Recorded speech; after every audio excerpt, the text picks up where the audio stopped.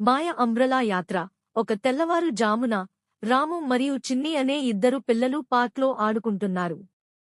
వర్షం ఏమాత్రం సూచన లేకుండా అచ్చం పిడుగుపడినట్లు మేఘాలు ముసురుకుని పెద్ద వర్షం మొదలైంది. రాము చెట్టుమీద వేలాడుతున్న పాత తాటాకను గమనించి దానిని తెరిచాడు. అంబ్రెలా తెరవగానే అది ప్రకాశిస్తూ పెద్ద గాలి ఒక్కసారిగా వీచింది. రాము, చిన్ని ఇద్దరూ అంబ్రెలాని గట్టిగా పట్టుకుని గాల్లోకి ఎగిరిపోయారు.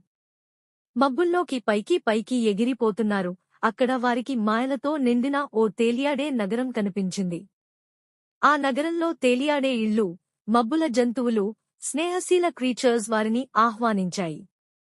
ఒక పప్పీ అనే మాట్లాడే మబ్బు వచ్చి, స్వాగతం కాశీ మజిలీకి, ఇది స్వప్నాల నగరం. నీకు మా నగరంలో అనుభవాలు చూపిస్తాను అని చెప్పింది. తదుపరి ఆ మాయ నగరంలో పిల్లలు పప్పీతో కలిసి ఎన్నో ఆశ్చర్యకరమైన క్షణాలు గడిపారు. చివరికి వింటి సమయం వచ్చింది. పప్పీ వారికి వీడ్కోలు చెప్పగా ఆ మాయ అంబ్రెలా వారిని సురక్షితంగా పార్క్కి తిరిగి తీసుకొచ్చింది. వారు భూమి మీద దిగగానే వర్షం ఆగిపోయి అందమైన ఇంద్రధనస్సు ఆకాశంలో మెరిసింది. రాము, చిన్ని ఇద్దరూ ఒకరికొకరు చూసుకుంటూ ఆ అద్భుత ప్రయాణం గురించి ఆలోచిస్తూ ఆనందించారు.